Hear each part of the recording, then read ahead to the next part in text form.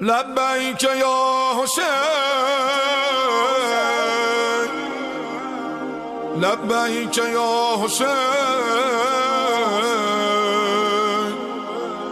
لبیک یا حسین، لبیک یا حسین، لبیک یا حسین،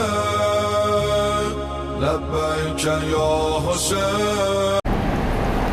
السلام علیکم ورحمۃ اللہ. اعوذ باللہ من الشیطان الرجیم. بسم اللہ الرحمن الرحیم. الحمد للہ رب العالمین والعاقبۃ للمؤمنین والنار للملحدین والصلاة والسلام علی سیدنا و نبینا و حبیب الہنا و طبیب نفوسنا ابی القاسم المصطفیٰ محمد، اللہم صلی علی محمد وعلی آلہ الاطیبین الاطہرین المنتجبین المطہرین المعصومین المظلومین الہداة المہدیین والہماة المستضعفین لا سیما بغیت اللہ فی الارضین ولعنت اللہ علی اعدائهم من الآن الى یوم الدین. اما بعد فقد قال اللہ العزیز الحکیم. بسم اللہ الرحمن الرحیم. وَلَقَدْ ذَرَأْنَا لِجَهَنَّمَ كَثِيرًا مِنَ الْجِنِّ وَالْإِنسِ لَهُمْ قُلُوبٌ لَا يَفْقَهُونَ بِهَا وَلَهُمْ أَعْيُنٌ لا يبصرون بها ولهم آذان لا يسمعون بها أولئك كالأنعام بل هم أضل وأولئك هم الغافلون. محرم کے خصوصیات میں سے ایک خصوصیت یہ ہے کہ محرم انسانوں کے دلوں پر حاکم بنتا ہے، ڈومینیٹ کرتا ہے. معمولاً دنیا پر حکومت کرنے کے لیے چند وسائل کی ضرورت ہوتی ہے.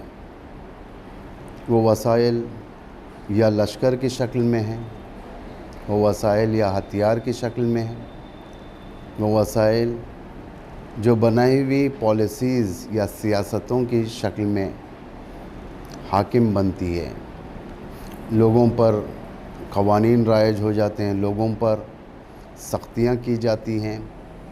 لیکن محرم دلوں پر حکومت کرنے والا مہینہ ہی ہے کہ جس دل پر بھی محرم اثر کرے گا، جس دل پر بھی محرم حکومت کرے گا، اس کے اندر انسانی ویلیوز بڑھ جاتے ہیں کہ اب وہ دنیا کو انسانی نگاہ سے دیکھے گا، حق پرستی کی نگاہ سے دیکھے گا. دنیا کا جو سٹیٹس اس کی نگاہ میں ہوگا وہی سٹیٹس وہ دنیا کو دے گا.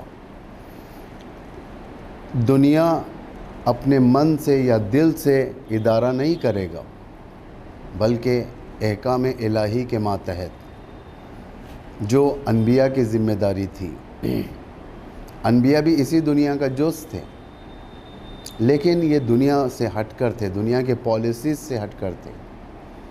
جیسا کہ امام علی علیہ السلام ارشاد فرماتے ہیں، کانوا قوما من اہل الدنیا ولیسوا من اہلہا. یہ وہ قوم ہے، مثلا صاحبان تقوی انبیاء ہیں، اولیاء الہی ہیں، صاحبان تقوی یہ وہ قوم ہیں جو دنیا کے اندر رہتے ہیں، چلتے پھرتے ہیں، کھاتے پیتے ہیں، سب چیز ہیں ان کے پاس جو آرڈنری ایک انسان کے پاس ہوتا ہے. یہ ساری کی ساری چیزیں انبیاء کے پاس اور اولیاء خدا کے پاس ہوتی ہیں. لیکن لیسوا من اہلہا، لیکن یہ لوگ ان جیسے نہیں ہوتے، ان میں سے نہیں ہوتے. یعنی وہ لوگ جو دنیا میں جینے کے خاطر دنیاوی ارزشوں کو اپنے اندر جگہ دے دیتے ہیں، یہ ان میں سے نہیں ہیں. جو سٹیٹس دنیا کا ہے وہ دنیا کو دینا چاہیے. جو سٹیٹس انسان کا ہے وہ انسان اگر مینٹین کرے تو یہ اشرف المخلوقات کی طرف سفر کر سکتا ہے۔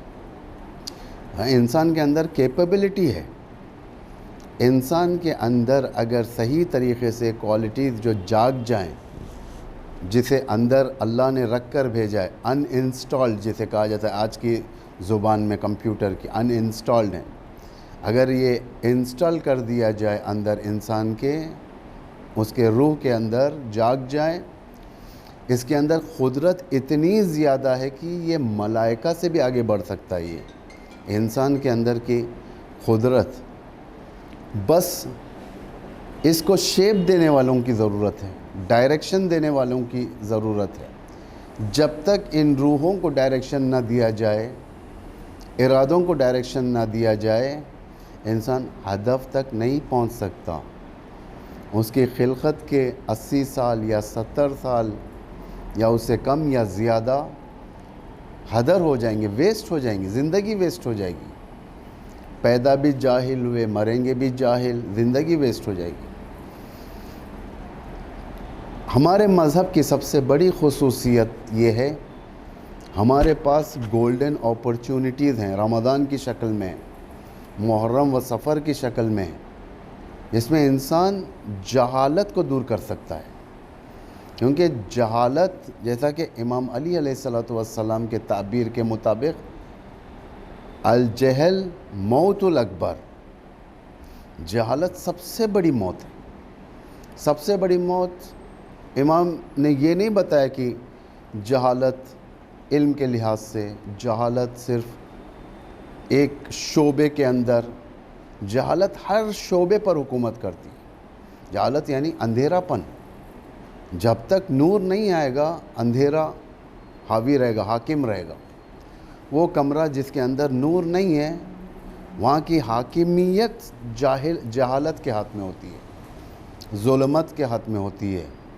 جیسے ہی نور آ جاتا ہے، جہالت کے اندر اتنی طاقت یا قدرت نہیں ہوتی کہ وہ اپنے آپ کو مضبوطی سے علم کے مقابل میں یا نور کے مقابل میں ٹھہرا کر رکھ سکے۔ جہالت کے اندر اتنی قوت و قدرت نہیں پائی جاتی۔ امام حسین کے قیام کا ایک عظیم ترین ہدف جہالت کے خلاف موومنٹ چلانا، لوگوں کے اندر بیداری پیدا کرنا۔ یہ کوئی معمولی بیداری نہیں ہے، اس کے لیے بہت ساری قربانیاں دینی پڑیں گی۔ یہ آج کا دور، یہ ماڈرن جاہلیت کا دور ہے۔ یہ ماڈرن جاہلیت انشاءاللہ آنے والے ہمارے جو آپ کے سامنے جو گفتگو رہے گی، اس میں ہم تھوڑے بہت چیزوں کی طرف اشارہ کریں گے، خدا نے چاہا تو بے فضل الہی، کہ جہالت سے مبارزہ کرنا یہ ہر انسان کا کام ہے۔ یعنی سٹرگل کرنا، اپنے آپ کو جہالت سے بچانا، اپنے خاندان والوں کو جہالت سے بچانا، اپنی امت کو جہالت سے بچانا۔ پھر دنیا سازی کا مرحلہ آتا ہے اصلاحی مرحلے میں، کہ دنیا کو جہالت سے فری کر دینا، فریڈم دلانا۔ جہالت سے فریڈم دلائی جاتی ہے۔ اس لیے تاریخ بشریت میں دیکھا جائے، ہر وہ انسان جس کے ماتحت، ہر وہ چیز جس کے ماتحت انسان گھٹ رہا تھا، اسے اپنے آپ کو کنارہ کرتا ہے۔ یعنی وہ حکومتیں، مثلا برٹش امپائر آ کر ہندوستان کے اوپر حکومت کر رہی تھی، ہندوستانی گھٹ رہے تھے، لیکن ایک وقت ایسا آیا کہ اس کو ہٹا کر یہاں سے باہر کر دیا۔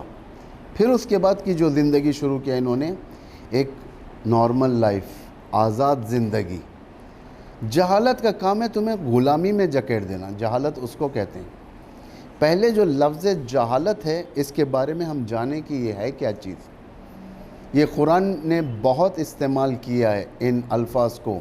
اگر میں اس کی تعبیر میں آپ کے سامنے بیان کروں، قرآن کے یہ الفاظ کافی قرآن بیان کر رہے ہیں مختلف سوروں میں۔ جو الفاظ قرآن استعمال کرتا ہے، ایک تو خود جاہل، الجاہل، دوسرا الجاہلیہ، تیسرا الجاہلیہ جہالہ، جہالت جسے کہا جاتا ہے، جاہل، جاہلیہ اور جہالت، یہ تین الفاظ مختلف جگہوں پر اللہ نے بیان کیا ہے۔ اس سے ہٹ کے بھی اور بہت ساری آیتیں ہیں، جسے آج میں نے خود اس آیت کو عنوان کلام قرار دیا ہے۔ انڈائریکٹ اللہ جہالت کے برے اثرات جسے کہا جائے، کانسیکوینسز، برے اثرات، یہ اللہ بیان کر رہا ہے۔ سورہ بقرہ میں ہے، سورہ بقرہ میں 273 آیت نمبر 273، یحسبوہم الجاہل، یہ اور اعراف میں ہے اعرض عن الجاہلین، سورہ یوسف میں، سورہ ہود میں ہے، سورہ قصص میں، آل عمران میں، مائدہ میں ہے، سورہ فتح میں ہے، سورہ احزاب میں ہے، سورہ نساء میں ہے، اور جہاں جہاں پر بھی یہ الفاظ خدا نے آیتوں میں استعمال کیا ہے، اس میں سارے کے سارے اگر کانٹینٹ دیکھا جائے ان آیتوں کا آگے اور پیچھے، اور خود ان آیتوں کا کانٹینٹ دیکھا جائے تو انسانوں سے ربط ہے، یہ دور سے ربط ہے، یہ زمانے سے ربط ہے، مردوں سے ربط ہے، عورتوں سے ربط ہے۔ کافی پروردگار نے اس کے بارے میں قرآن میں وارننگ کر دیا ہے کہ اگر تم جہالت کے راستے پر چلو گے اس کے نتائج بھی دیکھو گے۔ اسی لیے امام نے فرمایا الجہل موت الاکبر۔ دو مشہور خطبے ہیں امام کے نہج البلاغہ میں، ایک تو خطبہ نمبر 95 ہے، خود ایک دوسرا والا خطبہ ہے امام کا، دوسرا خطبہ نہج البلاغہ میں، یہ دونوں خطبے میں انشاءاللہ اس کو بھی بیان کروں گا۔ پہلے ہم دیکھیں کہ جہالت، جہل، جاہل، جاہلیہ، یہ ہے کیا چیزیں؟ ہم جو سنتے چلے آتے ہیں، ہم دیکھ رہے ہیں جاہلیت کا دور، جاہلیت کا دور۔ اگر میں کہوں کہ آج کے دور کی جاہلیت یہ ہے فیشن، یا یوں کہا جائے کہ نہ جانے مختلف دنیا کے فرہنگی سیاستیں، جو تمدن کو بدلنے والی سیاستیں، یہ سب، تو یہ اگر میں اوپن الفاظ میں کہہ دوں حماقت ہو جائے گی یہ، کہ آج ہم، میں اور آپ خود ان چیزوں کے شکار ہیں، لیکن ہمیں معلوم نہیں ہے۔ کیوں؟ خداوند متعال ارشاد فرما رہا ہے اولئک هم الغافلون، یہ لوگ غافل ہیں۔ جہالت ہم پر حاکم ہے، آج ہمارے گھروں میں حاکم ہے جہالت، جہالت ہماری مسجدوں میں حاکم ہے، جہالت ممبروں پر حاکم ہے، جہالت محرابوں پر حاکم ہے، جہالت ہمارے کتب خانوں میں حاکم ہے، جہالت ہمارے مقدس جگہوں پر حاکم ہے جو اپنے اپنے مقام پر رکھتے ہیں ہم لوگ۔ لیکن اگر اس کو ہم دیکھیں گے کہیں گے کہ انبلیویبل، قابل بھروسہ نہیں ہے۔ تو ایسے سچویشن میں جب یہ جہالت کا ایک کینسر ساری باڈی میں داخل ہو چکا ہے، اور اگر اس کا آپریشن سسٹمیٹک طریقے سے نہ ہو، الجہل موت الاکبر، یہ سب سے بڑی اور بدترین موت قرار دی جائے گی۔ جہل، جہل کا جو معنی جو ہر کوئی کرتا ہے، یعنی جو واضح ہے معنی، یعنی شہوت اور غضب کی حاکمیت کس کے اوپر؟ عقل اور بصیرت کے اوپر۔ دو عظیم لشکر ہیں یہ، دونوں ایک دوسرے کے ساتھ جنگ کرتے ہیں۔ جہل چاہتا ہے کہ میں جیتوں، باطل چاہتا ہے، حق چاہتا ہے، یعنی عقل چاہتی ہے کہ میں جیتوں۔ جنود عقل و جہل مشہور ٹاپک ہے یہ، اس کے اوپر شرح بھی ہے، امام خمینی نے کیا ہے، مختلف علماء نے اس کے بارے میں بیان کیا ہے۔ یہ روایت ہے امام صادق علیہ السلام سے، یعنی عقل اور جہل کے جنود، یعنی دونوں کے لشکر، عقل و جہل کے جنود، عقل و جہل دونوں اللہ کے مخلوق ہیں۔ اللہ نے بنایا، عقل کو بنایا، کہا کہ آگے بڑھ، عقل آگے بڑھی، کہا پیچھے آ، عقل پیچھے آ گئی، اسی لیے عاقل ہے۔ پوچھا کیوں؟ کہا کہ اللہ کی اطاعت ہے یہ، اللہ نے کہا آگے بڑھ، ہم آگے بڑھے، اللہ نے کہا پیچھے آ، پیچھے آ گئے ہم، یہ عقل ہے۔ جہل سے اللہ نے کہا کہ آگے بڑھ، آگے تو بڑھتی ہے لیکن پیچھے نہیں آتی۔ جہل کی سرداری یعنی جہل کی فرماندہی، جہل کا آپریٹنگ آفیسر شیطان ہے، اور عقل کا یعنی فرماندہی پیغمبروں کے ہاتھ میں ہے، اللہ کے اولیاء کے ہاتھ میں ہے۔ یہ دونوں میں جنگ ہے، یہ جہل ویسز عقل، بصیرت ویسز نادانی، یہ دونوں کے اندر، یہ ہر انسان کے اندر پائی جاتی ہے۔ اگر انسان ان چیزوں سے غافل ہو گیا تو اس کے لیے سنگین ضربے وارد ہو سکتے ہیں۔ جہالت سب سے پہلے ذہنوں کو جمود کر دیتا ہے، فریز کر دیتا ہے، ذہنوں کو یعنی کام کرنے کی اجازت نہیں دیتا۔ جہل سب سے پہلے وہیں مارتا ہے۔ اب دشمن کے حملے اگر اب دیکھا جائے، جو آج کل کا دور ہے، دشمن سب سے پہلے حملے کہاں پر کرتا ہے؟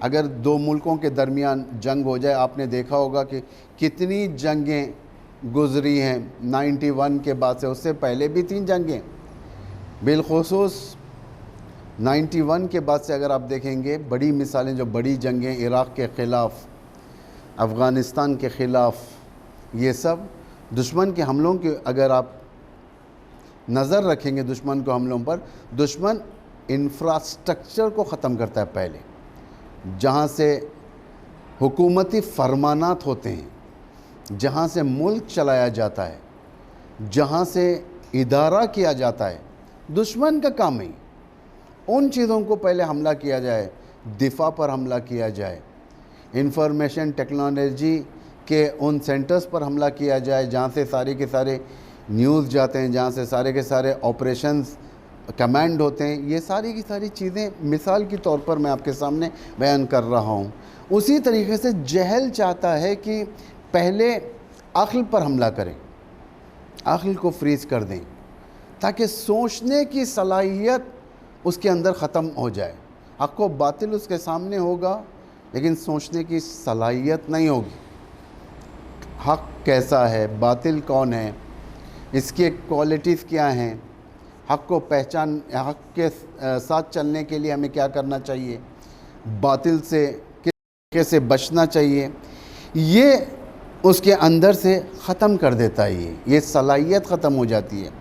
پھر دوسری چیز جو حملے میں لاتا ہے جہل، وہ یہ افراط و تفریط، یا جاہل کو نہیں پاؤ گے، یا سب سے آگے بڑھ جانا یا زیادہ پیچھے رہ جانا، افراط و تفریط کہتے ہیں۔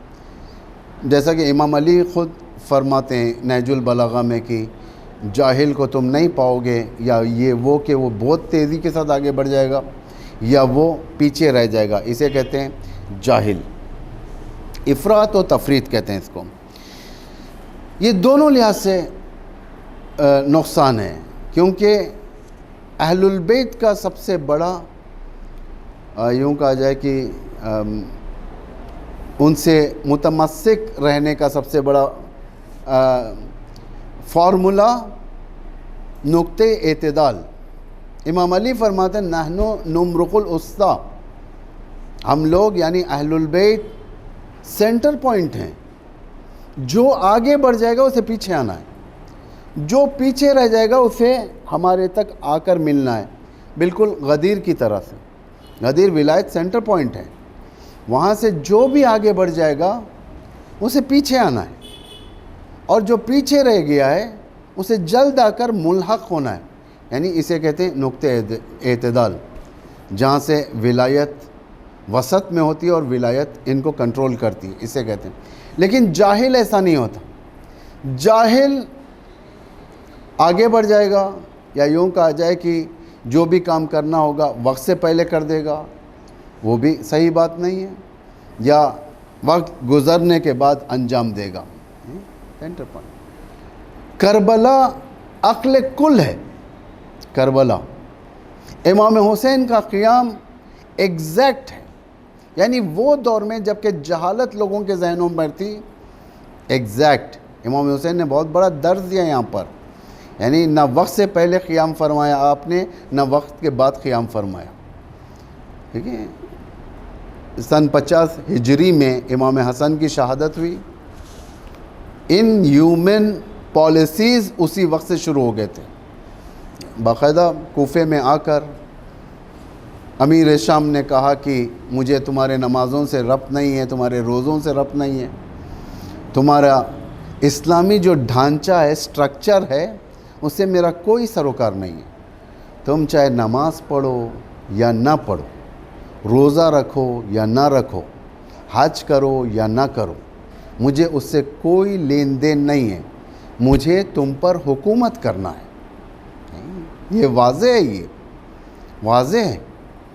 لوگوں کا عالم یہ تھا، لوگ سر جھکائے ہوئے تھے. کیا کر سکتے اب؟ جب شرافت کی حکومت کو رد کر دیا جائے، رسالت کی حکومت تو سر پر آئے گی. جب نور کو ختم کر دیا جائے، آٹومیٹک ظلمت آ کر گھیرے گی. اگر شریف حکومتوں کو برسر اقتدار نہ لایا جائے تو رذیل شخص سر پر آ کر ناچے گا. لوگوں نے نہیں سنا تھا ان چیزوں کو. یعنی اس کے بعد سے 10 سال تک خوف میں اہل البیت کی طرف لوگ رجوع نہیں کرتے تھے، نہیں جانتے تھے. ایک سیکیولر کوفہ بننا تھا، ایک سیکیولر مدینہ بننا تھا، ایک سیکیولر مکہ بننا تھا، جس کے اندر اسلامک ویلیوز نہ ہوں، لوگ اسلامک گورنمنٹ کا بالکل نہ سوچیں.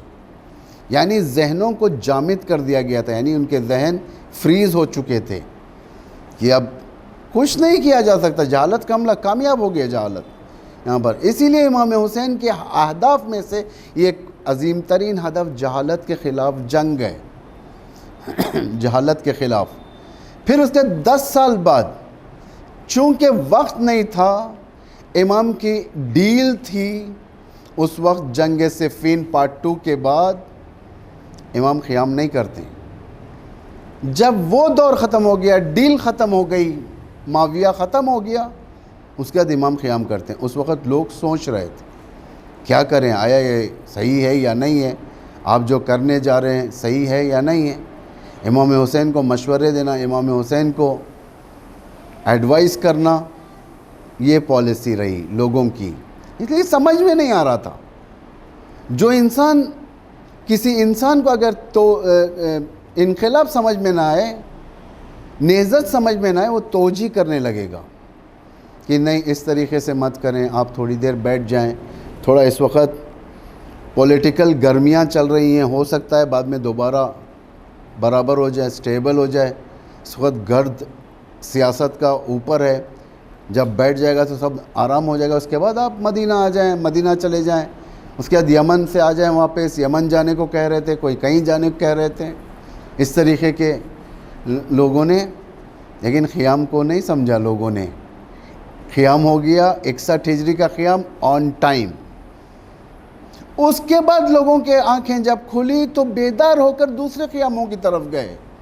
اس کے بعد قیام ہونے لگے، لیکن وہ آن ٹائم نہیں تھے. اسی لیے تاریخ بشریت میں سارے قیام جو اس قیام سے ہٹ کر، کربلا کے قیام سے ہٹ کر جتنے قیام ہوئے، اس کی قیاموں کی مذمت ہوئی.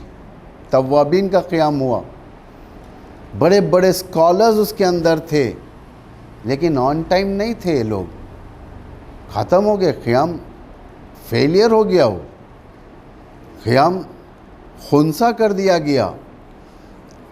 عبرت کی نگاہ سے یاد کیا جاتا ہے انہیں، عبرت کی نگاہ سے. کیسے قیام کیا؟ گئے تھے کربلا. کربلا جانے کے بعد فرات سے غسل کیا، امام حسین کے قبر کے پاس آ کر شہادت کا کفن باندھا. اس کے بعد جا کر مر گئے وہ لوگ. یہ قیام جمود قائم کر دیتا ہے، یعنی فریز کر دیتا ہے عقل، تحقیق کرنے نہیں دیتا. جہالت کی ایک خصوصیت، یہ منفی خصوصیت، خصوصیت سے مراد منفی خصوصیت، تمہیں تحقیق کرنے نہیں دے گا. جہالت واٹس اپ والا علم، ٹیلی گرام والا علم، جہالت یعنی تمہیں جتنا دیا جائے گا اتنا ہی تمہیں لینا ہے، تحقیق کا مادہ نہیں رہے گا۔ یہ ایک روایت جب تمہارے ہاتھ میں آ گئی، انسان کی عقلی سیاست یہ ہے اسے تحقیق کریں، اس کے بارے میں جانکاری کریں، اس کے بارے میں حاصل کریں اور مواد، لیکن وہ اسی کے اوپر اکتفا کرتا ہے، وہیں پر ڈیڈ اینڈ۔ جیسا بعض ریلوے اسٹیشن میں آپ دیکھتے ہوں گے کہ بڑے بڑے شہروں کے جہاں پر ختم ہو جاتا ہے اس کے آگے نہیں جا سکتا، 2 نشانیاں رہتی ہیں وہاں پر ریل کو روکنے کے لیے، گاڑی کو روکنے کے لیے، تو وہیں سے آگے نہیں بڑھ سکتا اور بڑھنے کی سوچ بھی نہیں سکتی ٹرین وہاں سے، لیکن راستہ نہیں ہے۔ جہالت اس ڈیڈ اینڈ کا نام ہے، انسان کو آگے بڑھنے کی اجازت نہیں دیتی، آگے بڑھنے کی اجازت نہیں دیتی۔ جہالت اگر دیکھا جائے ظاہراً، اگر آپ دیکھیں گے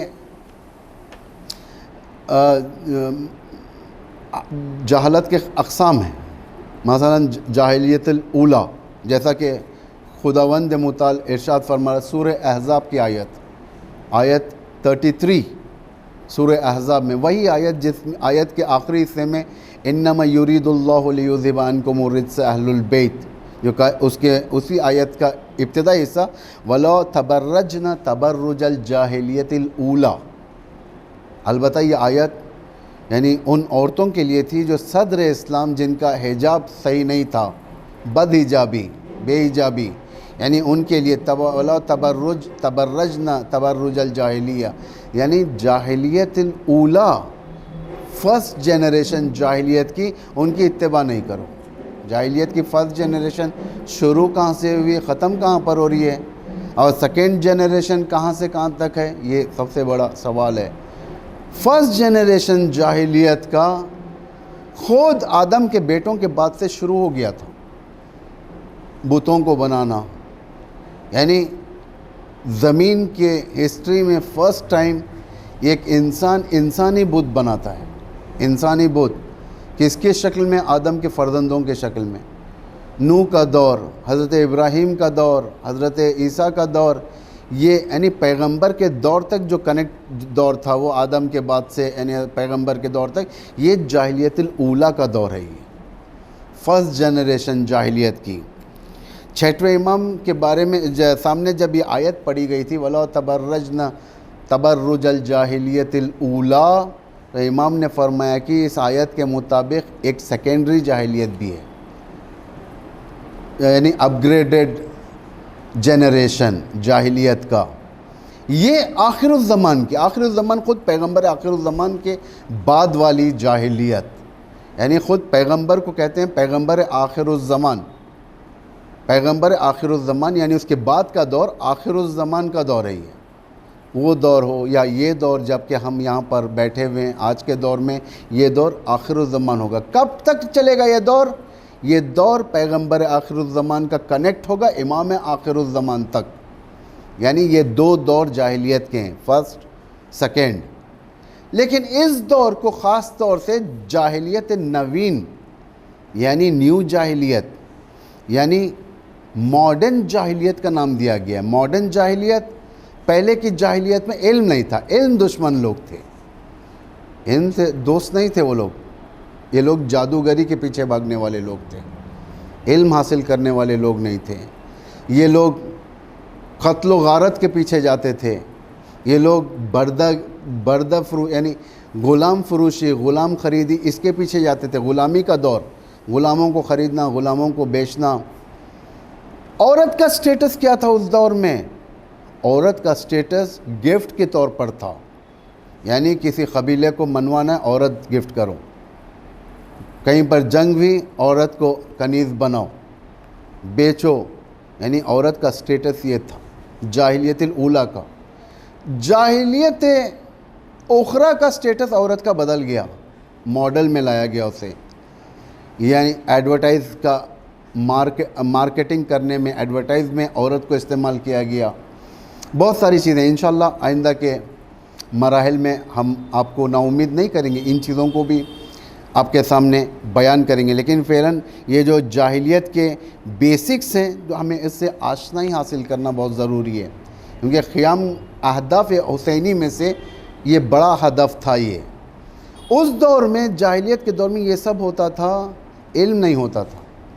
آپ دیکھیں بچوں کے گلے کاٹ دیتے تھے بے عنوان قربانی بت کے سامنے. عقیق کا بت بناتے تھے یہ لوگ. بتوں کے بارے میں بھی میں آپ کو بتاؤں گا انشاءاللہ، اللہ نے اگر توفیق دیا تو یقیناً بتاؤں گا. عقیق کا بت بناتے تھے. یہ نیا انسٹالڈ بت تھا انسانی قربانی. انسانی قربانی آج بھی بچوں کی قربانی اتفاق سے آج بھی ہے. آج جو ہم جسے کہا جائے کہ مغربی فرہنگ ویسٹرن کلچر کو جو دنیا آج اڈاپٹ کرتی ہے، یہ کلچر قائم ہوا انسانی قربانی کے اوپر.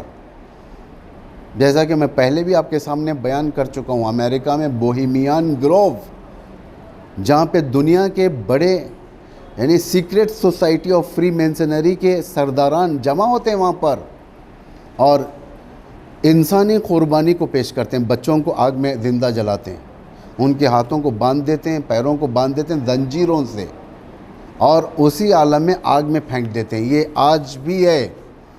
اور بوہیمین گروو واحد ایک ایسی اجتماعی جگہ ہے جہاں پر شیطان پرستی کی جگہ ہے، جہاں پر میڈیا الاؤڈ نہیں ہے. وہ ایک آدھ بار چند سال پہلے کسی نے چوری سے جا کر ایک کلپ بنا لیا تھا، اس کے اوپر بہت برا حشر کیا ان لوگوں نے کہ بوہیمین گروو یعنی مشہور ہو گیا تھا. اب یوٹیوب نے بھی ان چیزوں کو نکال دیا ہے کہ یہ تاکہ یوٹیوب میں نہ رہیں اور لوگ اس کی طرف یعنی دنیا بہت ساری چیزوں کو سینسور کر چکی ہے جو حقائق کی طرف، جیسا ہولوکاسٹ، جس طریقے سے بوہیمین گروو، انسانی قربانی، یہ سب ہر جگہ پر. تعلیم نہیں تھی، یہ سب چیز تھے اس دور میں. لیکن جاہلیت اخری میں تعلیمی یافتہ دور ہے، ایجوکیشن کا دور، فرہنگ کا دور.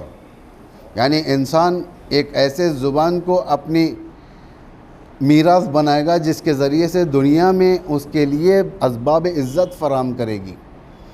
پیسے، دولت، شہرت، اس کا فیملیئر ہونا، یعنی یہ سب انسان آگے بڑھے گا.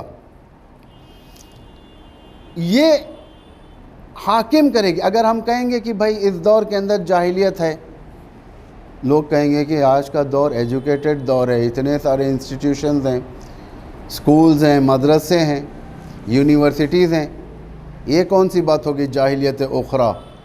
شاید ہو سکتا ہے جاہلیت وغیرہ سب پرانے زمانے کی بات ہو، اب صرف افسانے ہو. نہیں، جاہلیت آج حاکم ہے. جاہلیت جیسا کہ ابتدائی تقریر میں میں نے آپ سے کہا تھا، جاہلیت آج دروازوں کے اندر داخل ہو چکی ہے، روح کے اندر داخل ہو چکی ہے. اس کے اسلحے بے عنوان یوں کہا جائے کہ اسے سپورٹ کرنے والے یا جس کے ذریعے سے یہ چیز داخل ہوتی ہے، اس کے شکار ہوتے ہیں، وہ کون لوگ ہیں؟ منافق اور مقدس احمق. دین کے مقابل میں اٹھ کھڑے ہوتے ہیں. مقدس احمق، یہ سب سے بڑے. منافقین کا رول تو ہم کو معلوم ہے. منافق کسے کہتے ہیں؟ قرآن بھرا پڑا ہے. سورہ بقرہ کی ابتدائی آیات اللہ نے مومنین کے 5 صفات، 5 آیتوں میں مومنین کے صفات بیان کر دیے. سورہ بقرہ کی الف لام میم ذالک الکتاب لا ریب فیہ ھدی للمتقین الذین، اس کے بعد صفات بیان کر رہا ہے اللہ. اس کے فوراً بعد 2 آیت میں کفار کے بارے میں ختم کر دیا کہہ کر، کیا یہ کافر ہیں. ختم اللہ علی قلوبہم وعلی سمعہم وعلی ابصارہم، کہ اللہ نے ان کے دلوں پر، ان کے آنکھوں پر اور ان کانوں پر مہر لگا دیا ہے. یعنی انہیں نہ کچھ دکھائی دیتا، نہ سنائی دیتا، نہ یہ سوچ سکتے ہیں، نہ احساس کر سکتے ہیں. یہ کفار ہیں، ختم کر دیا 2 آیت میں. لیکن منافقین کے بارے میں اللہ اکبر، ہم دیکھتے رہ جائیں. ابتدا میں خدا نے 16-17 آیتیں، یعنی یہ وہ لوگ ہیں جو تمہارے ساتھ رہتے ہیں، لیکن پیچھے جا کر دوسری بات. دیکھیں آپ سورہ بقرہ کی ابتدائی آیتیں کہ کس طریقے سے فی قلوبہم مرض فزادہم اللہ مرضا. ان کے دلوں میں روگ تھا، اللہ نے اس روگ کو اضافہ کر دیا۔ ان کا سچ بھی جھوٹ ہے، اس قوم کو کہتے ہیں سورہ منافقون، اذا جاءك المنافقون قالوا نشهد انك لرسول الله والله يعلم انك لرسوله والله يشهد ان المنافقین لکاذبون، یعنی یہ لوگ جاتے ہیں کہتے ہیں پیغمبر کے سامنے آپ اللہ کے رسول ہیں، اور اللہ اس بات کا گواہ ہے کہ آپ اللہ کے رسول ہیں۔ خدا کہتا ہے پیغمبر یہ جھوٹے ہیں، گواہی حق دی انہوں نے، لیکن کہتا ہے کہ پیغمبر یہ جھوٹ ہے۔ یعنی کیا جھوٹ ہے؟ ان کی زبان پہ یہ ہے لیکن دل میں نہیں ہے، جیسا کہ سورہ بقرہ میں ارشاد ہو رہا ہے کہ جب یہ لوگ مومنین کے ساتھ جاتے ہیں تو کہتے ہیں کہ ہم آپ کے ساتھ ہیں، ان معکم۔ جب یہ شیاطین سے خلوت کرتے ہیں، ان کی پرائیویسی ہوتی ہے شیاطین کے ساتھ، کہتے ہیں کہ ہم تمہارے ساتھ ہیں، انما نحن مستہزئون، ہم تو ان کا مذاق اڑا رہے تھے۔ یعنی منافقین بہت خطرناک ہوتا ہے۔ امریکہ سے جنگ بہت آسان ہے، امریکہ سے جنگ بہت آسان ہے، لیکن منافق کے ساتھ مشکل ہے۔ اس دور میں صدام سے جنگ آسان تھی، لیکن جو اصل منافق تھا اندر بنی صدر، وہ مشکل تھا۔ وہ دوسرے منافقین مشکل ہے، منافق سے نہیں لڑ سکتے۔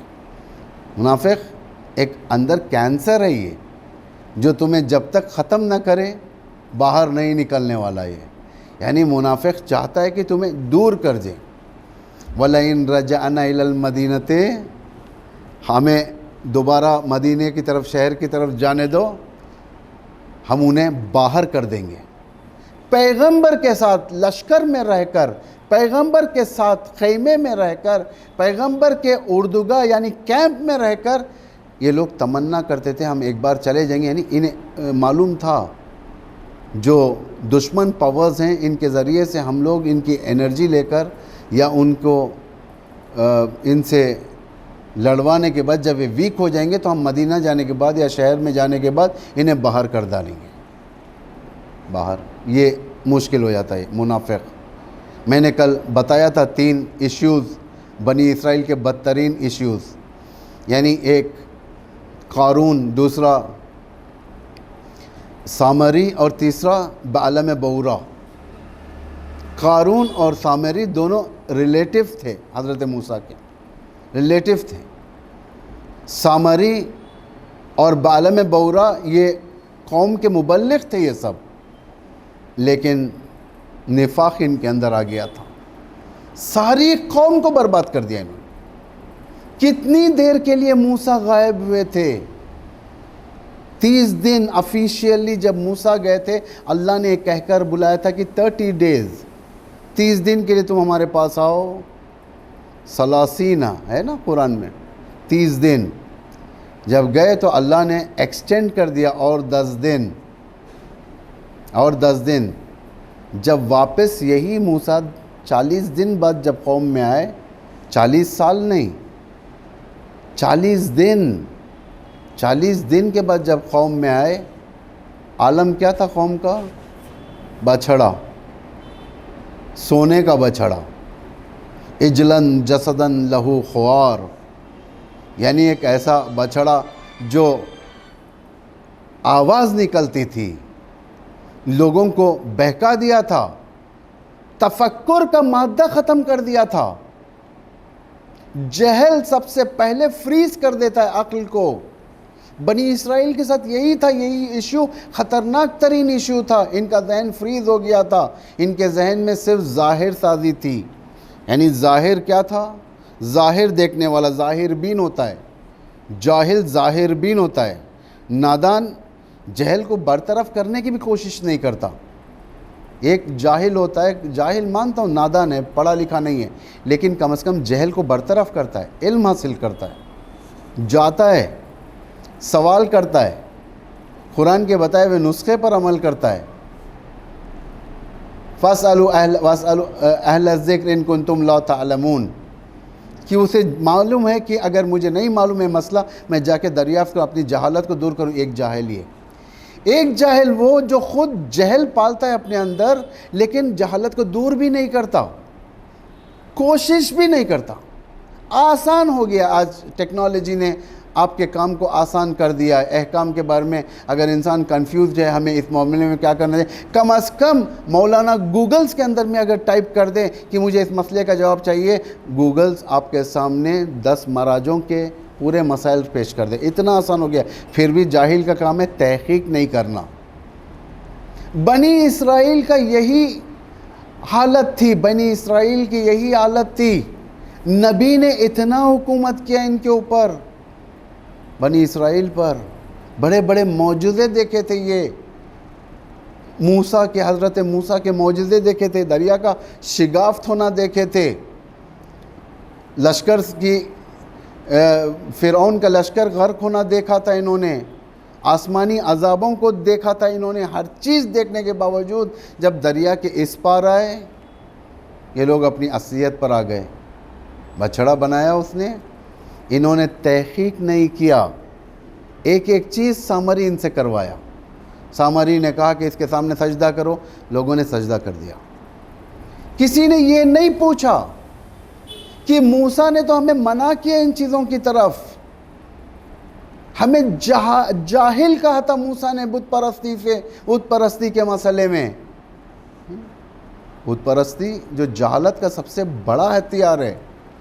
جب یہ دریا کے پیر خشک نہیں ہوئے تھے ابھی ان کے، امام علی نہج البلاغہ میں بھی فرماتے ہیں اس چیز کو، یہودیوں سے جب کاؤنٹر ہوتا ہے کسی مسئلے میں، امام علی فرماتے ہیں کہ تم تو وہ ہو، مثلا یعنی یہ بات ایسی ہے یہ کہ جب اختلافات ہوئے تھے امام کے بعد، یعنی رسول کے بعد جانشینی کے مسئلے میں، امام کی ایک پالیسی تھی۔ امام کی پالیسی یہ تھی کہ آپس میں اختلافات اگر ہو، سختی یا نرمی سے سلجھایا جا سکتا ہے، لیکن دشمن کو اس اختلافات میں مداخلت کرنے کی اجازت نہ دیا جائے۔ ایک یہود امام کے پاس آ کر کہنے لگے کیا ویلیو رہی آپ کی، کیا ویلیو رہی آپ کی، آپ کو ان لوگوں نے کنار کر دیا۔ یعنی امام کو پرووک کر رہا تھا، یہ کنار کر دیا آپ کو جانا چاہیے تھا، یہ دوسرے لے کر بیٹھ گئے۔ اختلافات شروع ہو گئے، پیغمبر پر اختلافات شروع ہو گئے۔ امام نے فوراً اسے خاموش کروایا، کہا کہ جو تو کہہ رہا ہے پیغمبر پر اختلاف لا فی ہے ولیکن عنہ۔ امام نے فرمایا کہ جو تو کہہ رہا ہے پیغمبر کے بارے میں اختلاف، پیغمبر کے بارے میں کسی کو اختلاف نہیں ہوا، ان کے بعد اختلاف ہوا یہ، لیکن یہ تو ہمارا اختلاف تھا، تمہارا کیا تھا؟ جیسے تم دریا سے باہر آئے، تمہارے پیر ابھی دریائے نیل سے خشک نہیں ہوئے تھے، ابھی سوکھے نہیں تھے۔ قرآن کی آیت امام نے پڑھی، قالوا اجعل لنا الہ کما لہم آلہہ۔ انہوں نے کہا کہ موسیٰ ہمیں بھی ایک ایسے ہی خدا بنا کر دو نا جس طریقے سے ان کا خدا ہے۔ کوئی قوم بت پرستی کر رہی تھی، اس کو دیکھ کر بہت اچھا لگا، کہا کہ ایک ایسا ہی خدا بنا کر دو۔ تو موسیٰ نے کہا قالوا انکم قوم تجہلون، یا انکم قوم تجہلون، کہ تم ایک جاہل قوم ہو۔ جہالت کا سب سے بڑا ہتھیار بت پرستی ہے، تو یہی ہتھیار سامری نے استعمال کیا تھا۔ انہیں سجدہ کروایا لا کر، کہا سجدہ کرو، سب نے سجدہ کیا۔ کہا کہ اس کا طواف کرو، سب نے طواف کیا۔ کہا کہ لخت ہو جاؤ، عریان ہو جاؤ، یہ عریان ہو گئے، کپڑے نکال دیے۔ کہا کہ اب ناچو، ناچنے لگے لوگ۔ کہا کہ گاؤ، گانے لگے لوگ۔ یعنی ایک ایک چیز، اگر ہم پہلے مرحلے پر اپنی فکر کو کھو دیں گے، شیطان تم پر رحم نہیں کرے گا، ایک ایک کام تم سے کروائے گا۔ شیطان ایک ایک کام کروائے گا۔ شیطان کب چین سے بیٹھے گا؟ اس وقت چین سے بیٹھے گا خدا نہ خواستہ جب آپ یا ہم میں سے کوئی یا ہم اگر عمل نہ کریں، جہنم میں چلے جائیں۔ جیسے ہی جہنم کے کنویں میں گر جائیں، شیطان ٹھنڈی سانس لیتا ہے، ورنہ نہیں بیٹھتا شیطان خاموش۔ اس کا کام ہے کہ فکر کو جامد کرو، پہلے کنٹرول روم کے اوپر حملہ کرو، تاکہ یہ بعد میں فرمان نہ دے سکیں، یہ بعد میں ڈکٹیٹ نہ کر سکیں۔ کیونکہ اگر عقل اور بصیرت ٹارگٹ بن گئی ختم ہو گیا انسان. پھر اس کے پاس کوئی دوسرا اسلحہ نہیں ہے. اس کے بعد دوسری جگہوں پر مارا جائے ایک ایک چیز. پھر کہے گا کہ سجدہ کرو بتوں کا. درست ہے, تم بت خانہ نہ جاؤ, ٹھیک, دل سے سجدہ کرو. کس کا سجدہ کرو؟ دولت کا سجدہ کرو, بت کا سجدہ کرو, یعنی دل سے سجدہ کرو. حکومت کا سجدہ کرو, شہرت کا سجدہ کرو, دنیا کا سجدہ کرو. اس کے گرفتار کون ہوئے؟ احمق, احمق دیندار احمق. منافقین تو معلوم ہو گیا, منافقین ان کا ہدف ہی ہے لا الہ الا اللہ کے نیچے خراب کاریاں کرنا ہے. لیکن مومن احمق مسلمان جو داڑھی بھی بڑھا لیتا ہے, ٹوپی بھی پہن لیتا ہے, سفید کرتا بھی پہن لیتا ہے, ہاتھ میں تسبیح بھی لے لیتا ہے اور مسجد میں بھی پہنچ جاتا ہے, یہ سب شیطان کے یعنی ہاتھ میں آنے والے لوگ ہیں. یہ احمق, جس کے پاس بصیرت نہیں ہوتی, جس کے پاس انسائٹ نہیں ہوتی, یہ سب ہاتھ میں آنے والے لوگ. شیطان ان کے ذریعے سے اپنا کام لیتا ہے. یعنی کیا کرتا ہے؟ سب سے پہلی چیز ان کے دلوں کو شیطان ہاسٹیج بناتا ہے. لالچ ان کے دل میں ڈال دیتا ہے. لالچ, اب انسان لالچی ہو جاتا ہے. آج کل معنوی لالچی بھی ہے. معنوی لالچی یعنی بعض لوگ ایسے ہوتے ہیں مسجد کے اندر اپنی جگہ مشخص کر لیتے ہیں. کوئی عیب نہیں ہے, یہ سب چیزیں جو بیان کر رہا ہوں کوئی عیب نہیں ہے, لیکن ایک معنوی لالچ ہوتی ہے. معنوی لالچ, معنوی یعنی جاتے ہیں مسجد کے اندر اپنی جگہ مشخص کر لیتے ہیں, وہیں بیٹھیں گے. بعد ایسے احمق جاہل ہوتے ہیں کہ وہ جگہ اگر نہیں ملی تو وہ لوگ پھر دیکھتے ہی نہیں اس طرف. ایسے بھی ہوتے ہیں. یعنی دلوں میں لالچ پیدا ہونے لگتی ہے, مقام کی لالچ, گھر دولت کی لالچ. یہ ختم ہونے والی چیز نہیں ہے. لالچ احادیث کے مطابق دنیاوی زرق اور برق, دنیاوی خواہشات ڈیزائرز جسے کہا جاتا ہے, کہ یہ ختم ہونے والے نہیں ہیں. ایک کے بعد دوسرا, دوسرے کے بعد تیسرا انسان مانگتے رہتا ہے. انسان اگر جو کار بدلنے کا جو عادی ہوتا ہے انسان, پہلے ایک لے گا ایک ماڈل, اس کے بعد دوسرا ماڈل, پھر 2 سال کے اندر بدلے گا, پھر تیسرا ماڈل 4 سال کے اندر بدلے گا.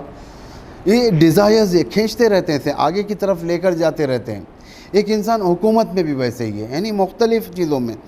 لمبی آرزو رکھنے والا, لمبی آرزو قساوت قلب پیدا کر دیتی ہے, دل کو سخت پیدا کر. یہ سب امام حسین کے دور کے حالات میں آپ کے سامنے بیان کر رہا ہوں کہ لوگوں کے کیا حالات ہیں.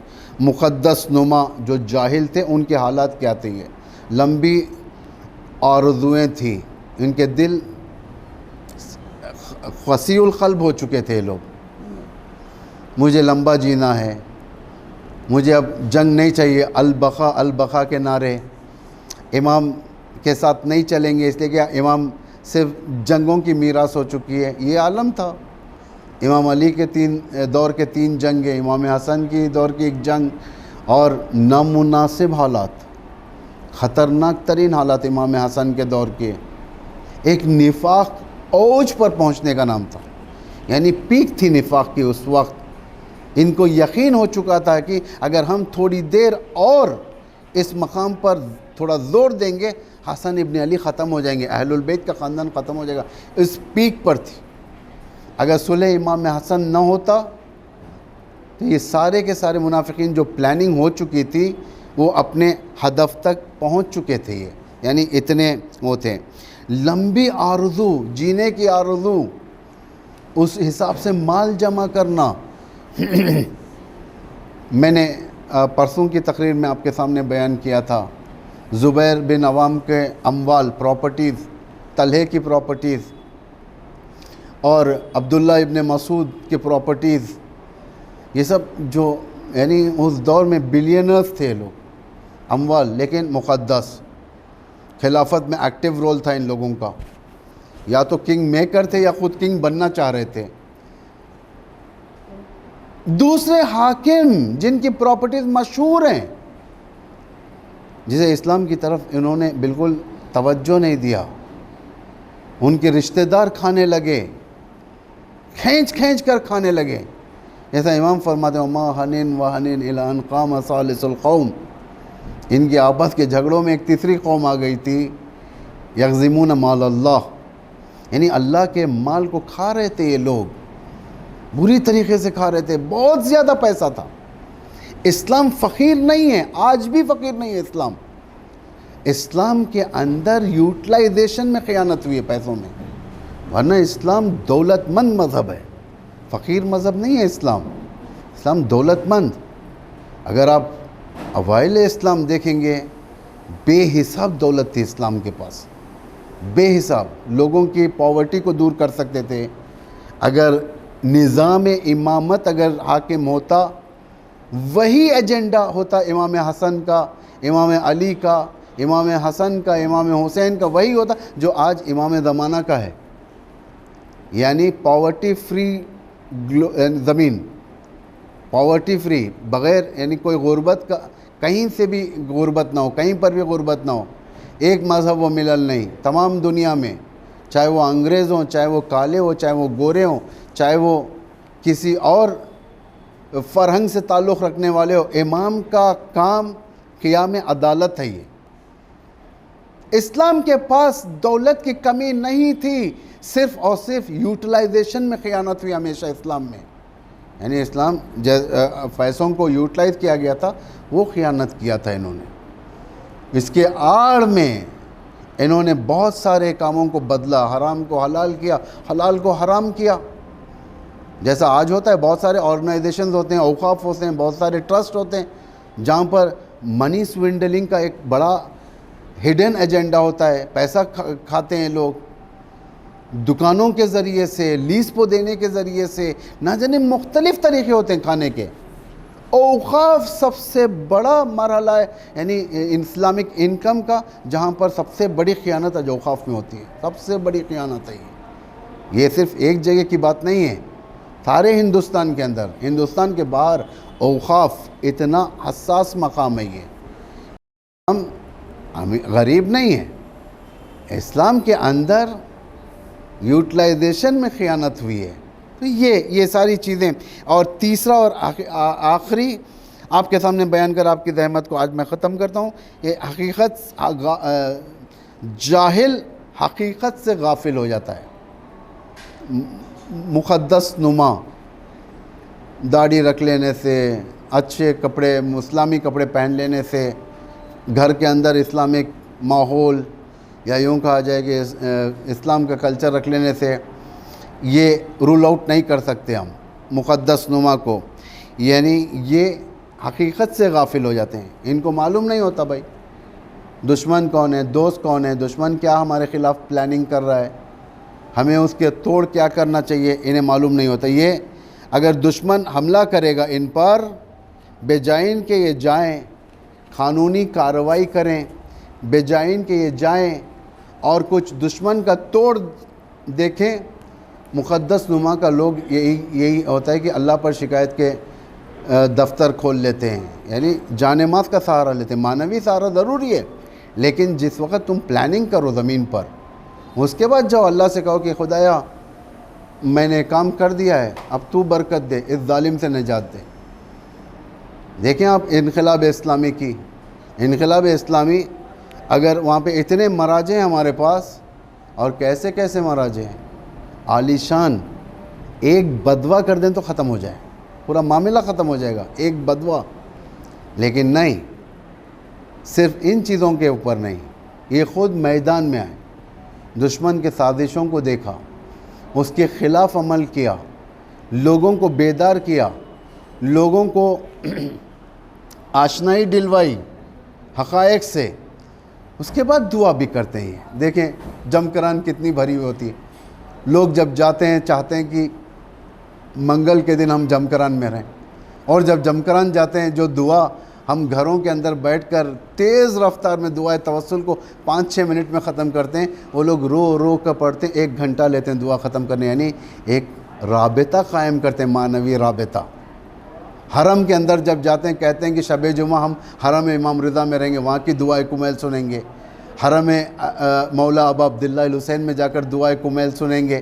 یعنی ایک رابطہ. یہ کب ہے رابطے؟ بصیرت، دشمن کے پلاننگز کو خونسا کرنے کے بعد یہ ساری کی ساری چیزیں اچھی دکھتی ہیں۔ جب تک میدان میں نہیں آئیں گے سارے کے سارے، میدان مطلب ایکٹیو نہیں ہوں گے ہم لوگ، کوئی دعا بھی قبول نہیں ہوتی۔ حدیث میں بھی ہے جب ظالم حاکم ہو جاتا ہے، مسلط ہو جاتا ہے ظالم، دعا بھی قبول نہیں ہوتی۔ صدام جب تک حاکم تھا کسی کی دعا قبول نہیں ہوتی تھی۔ کوئی کورٹ کو اگر جا کر صدام کے خلاف فائل کرے اسے گولی مار دیا جاتا تھا۔ پولیس اسٹیشن میں جا کر صدام کے آرمی کے خلاف کوئی کمپلینٹ دیں تو اسے گولی مار دیا جاتا ہے۔ نہیں، دعا بھی قبول نہیں ہوتی۔ اگر ہم نقش قدم ابا عبداللہ الحسین پر نہیں چلیں گے، اگر امام حسین خاموش بیٹھ جاتے، نہیں اٹھتے ظالم کے خلاف، جہل کے خلاف نہیں اٹھتے، تو ظاہر بات ہے وہاں پر پورا ماجرا ختم تھا۔ امام نے اس حصار کو توڑ دیا کربلا میں آ کر، ظالم کے خلاف قیام کر کر۔ صرف امام نہیں، امام کے ساتھ بچے بھی آ گئے، ہر کوئی اس میدان میں سبقت حاصل کیا، پیچھے رہنا پسند نہیں کیا۔ کتنے جوان لڑکے، حضرت قاسم، اون و محمد، حضرت علی اکبر، ان جیسے اور جوان میدان میں ڈٹ کر آ گئے۔ ماؤں کا تربیت اور ان کا کردار بھی ساتھ دیتا ہے۔ حضرت زینب جو آج ہم نعرے لگاتے ہیں، زینبی کردار ہمارے اندر آنا چاہیے۔ زینبی کردار اگر ہم حضرت زینب کے سوانح حیات دیکھیں گے، وہ کردار اگر ہم سٹڈی کر لیں گے، آج کافی ہمارے لیے۔ دو رمز کی وجہ سے آج لشکر اسلام سیریا میں، فلسطین میں، یمن میں اور ہر جگہ پر جو جیت حاصل کیا، ایک پہلا رمز حضرت زہرا یا زہرا، دوسرا رمز یا زینب۔ آپ نے کئی بار سنا ہے، مختلف علماء سے بات کو سنا ہے آپ نے، خاص شہید قاسم سلیمانی کے زبان سے ہے یہ۔ وہ کہتے ہیں کہ جب ہم اپنے سنگر میں ہوتے تھے اور دشمن کا حملہ تیز ہوتا تھا، ہمیں سمجھ میں نہیں آتا تھا کہ ہمیں کیا کرنا ہے اب، تو ہم حضرت زہرا کی پناہ میں جاتے تھے، توسل کرتے تھے ان سے، ان کے مصائب پڑھتے تھے، کیونکہ یہ مشکلات کو کھولنے والی شہزادی ہے، یہ جنگوں میں سپورٹ کرنے والی شہزادی ہے یہ، کیونکہ یہ پہلی شہزادی ہے جو ولایت کے دفاع میں خود باہر آ گئی۔ یہ پہلی خاتون ہے دنیا میں ولایت کے دفاع کے خاطر اپنے ایک بیٹے کو شہید کیا، امام پر، حضرت محسن کو۔ حضرت زینب ثانیہ زہرا تھی، حضرت زہرا کی دوسری تھی ہیں، تو ظاہر بات ہے تربیت زینبی کیسی ہوگی؟ اسی شرط پر حضرت زینب کی شادی ہوئی تھی حضرت عبداللہ سے کہ اگر مجھے میرے بھائی کے ساتھ جانے دو گے تو میں شادی کے لیے تیار ہوں۔ تیار ہو گئے، کربلا پہنچے، بچوں کو اسی معیار پر تربیت کیا، حمایت ولایت کے لیے تربیت کیا۔ اون و محمد کو، یعنی ولایت سے ایک لمحے کے لیے بھی غافل نہیں ہونا ہے، اسی طرز پر تربیت کیا۔ تربیت نظام حضرت زینب اگر ہم سٹڈی کریں گے یا دیکھیں گے، ہمیں بہت کچھ سکھاتا ہے۔ اگر ہم اسے اپنے بچوں کے ساتھ کمپیئر کریں گے، ہم کوسوں دور ہیں، بہت دور ہیں، کیونکہ اس نظام کو ہم نے صرف ممبر کے حد تک رکھا ہے، پریکٹیکل نہیں لیا، ابھی نہیں ہوا۔ لیکن ایسے بھی ہیں لیبنان کے اندر، ایران کے اندر، جنہوں نے اس کردار کو لے کر آگے بڑھ گئے، اپنے بچوں کو راہ خدا میں بھیج دیا، ولایت کو زندہ کرنے کے لیے اپنے بچوں کو شہید کر دیا۔ ایسے بھی لوگ ہیں جو کردار زینبی عطا کرتے ہیں۔ مشہور ہے ایران کے خواتین کا رول جو دفاع مقدس میں، اگر آپ دیکھیں گے، ایک ماں جو بوڑھی ماں ہے جس کو اطلاع دی جاتی ہے کہ اس کا بیٹا شہید ہو چکا ہے، وہ ماں اپنے دوسرے بیٹے کو خط لکھتی ہے جو دوسرے شہر میں، خط لکھتی ہے، بیٹا تیرا بڑا بھائی شہید ہو چکا ہے، چہلم کے مراسم کے بعد تو بھی جنگ کی طرف چلے جا۔ یہ ایک ماں، یہ زینبی کردار ہے۔ جب تک زینبی کردار بچوں کے اندر نہیں آئے گا، جب تک زینبی کردار ہمارے اندر نہیں آئے گا، ہم ولایت کی طرف انہیں نہیں بھیج سکتے۔ حضرت زینب کے 2-3 نمونے کربلا کے میدان میں بیان کر کر ان کے بچوں سے رب آپ کی زحمت کو میں ختم کروں۔ حضرت زینب کربلا میں عاشور کے دن سب سے بڑا ارادہ یہ تھا کہ میرے بچے علی اکبر سے پہلے شہید ہوں۔ دونوں بچوں کو لے کر آ گئے، امام کے سامنے پیش کر دیے، یا ابا عبداللہ، یہ آپ کے لیے قربانی کے ہماری طرف سے ہدیہ راہ ولایت۔ امام نے فرمایا، امام نہیں چاہتے تھے، امام نے فرمایا شاید عبداللہ کو راضی نہ ہو، شاید یہ ہو بہن، یہ بچے ہیں کم سن ہیں، انہیں رہنے دو، انہیں جانے نہ دو۔ حضرت زینب ابا عبداللہ کے پیروں کے پاس بیٹھ گئی، بھیا جب تک یہ میدان میں نہیں جائیں گے میں سکون سے نہیں رہ سکتی۔ یہ حضرت زینب، کچھ بھی ہو جائے میرے ماں جائے پر کوئی آنچ نہ آئے، اس کے لیے میں بچوں کو قربان کر دوں گی۔ بچوں کو سوار کہ آخر ابا عبداللہ اجازت دیتے ہیں۔ امام فرماتے ہیں بہن زینب میں نے اجازت دی، ان بچوں کو بھیجو میدان کی طرف۔ خود امام سوار کرتے ہیں انہیں۔ یہ ہوتا ہے ولایت کے راہ میں جا کر ولایت کو دفاع کرنا۔ یہ میدان کی طرف گئے، شجاعت، نانا جیسی شجاعت، شجاعت ماموں جیسی شجاعت، عباس جیسی شجاعت، شجاعت میں علی کے پوتے تھے یہ، اللہ اکبر، حکمت میں نبوی کردار تھے یہ کوئی معمولی اولاد نہیں تھی۔ جب میدان گئی تو دشمن گھیرنے لگا انہیں۔ یہ شجاعت کے لامثال نمونے تھے، انہیں دشمن آسانی سے ختم نہیں کر سکتا تھا۔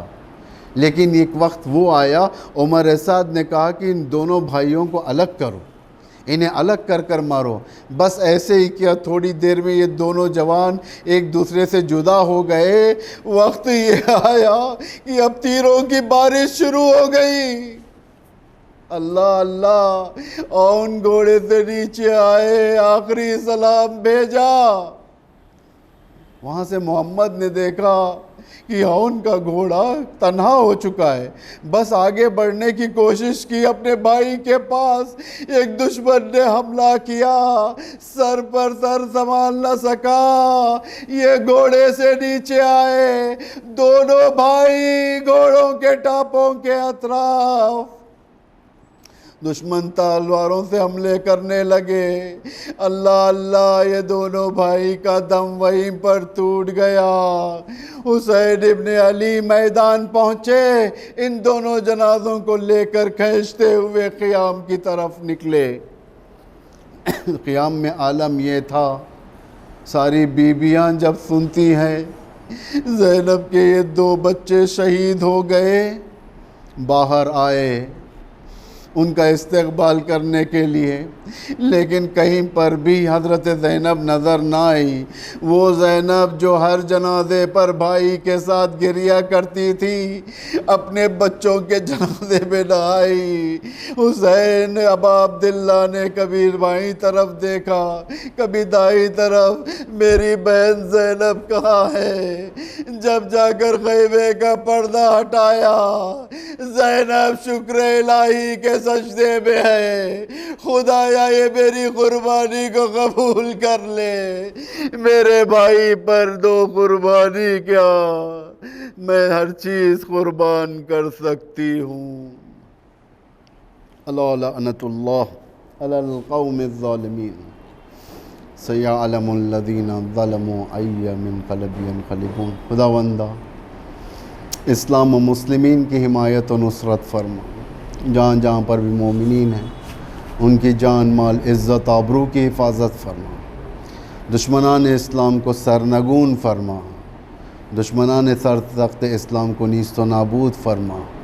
پروردگارا علماء اعلام مراجع تقلید بالخصوص ولی امر مسلمین کو طول عمر عطا فرما۔ امام زمانہ کے ظہور میں تعجیل فرما، ہم سب کو ان کے اعوان و انصار میں قرار فرما۔ ربنا تقبل منا انک انت السمیع العلیم۔ ماتم حسین۔